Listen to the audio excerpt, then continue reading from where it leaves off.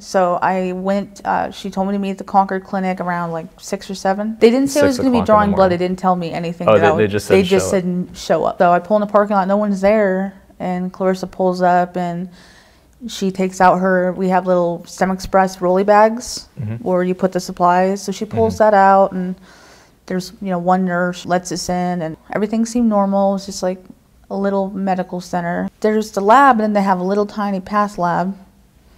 I see out of the corner of my eye. And what's a path lab, bud?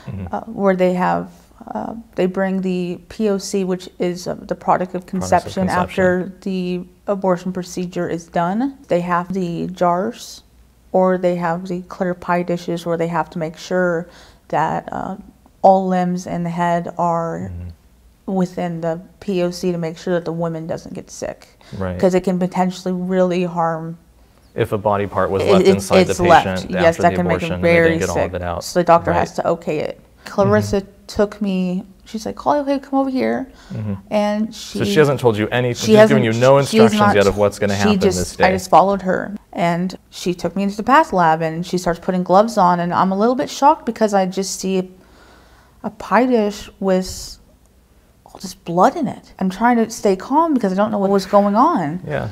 And I didn't want to act weird. It was my first day, and I didn't want to lose a new job, so I just tried to be really relaxed. And she put the gloves on, and she took the instrument, the tweezers, and she starts going and fishing around. Fishing around in the pie dish. In the pie dish, and she's trying to show me parts. And I think I was in such a state of shock and trying to relax at the same time.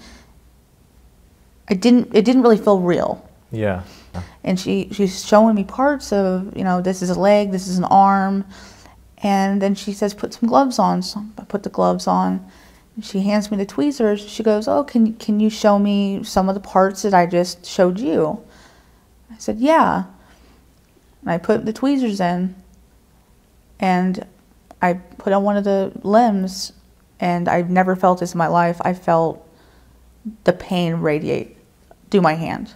You can feel the death go up through, something was just alive. And I grabbed it and I felt that. I started to get woozy. And I said, and I stopped, and she's like, are you okay? And next thing I know, I woke up in the recovery room.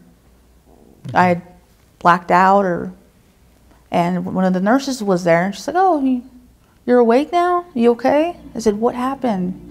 She said, you passed out when you saw the POC, the remains.